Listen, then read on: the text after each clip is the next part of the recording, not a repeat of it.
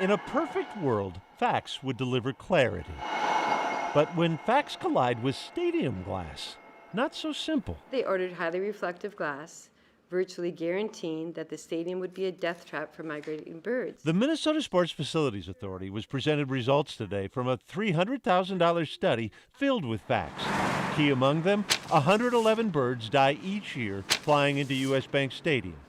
But whether that warrants spending millions retrofitting glass with frosted film is a matter of opinion. Is a crystal clear glass football stadium absolutely necessary? The public wants this one little change. Not everyone agrees. I think it's a beautiful stadium and they need to leave it the way it is. Birds should know better than to fly into a window, so it's like, this ain't a big deal. The study says 2 unnamed downtown buildings cause more bird deaths than the stadium. The numbers were lower than expected. Chair Mike Bekich promised a decision on the glass by next year, but says stadium lights are already being turned off and surrounding vegetation reduced.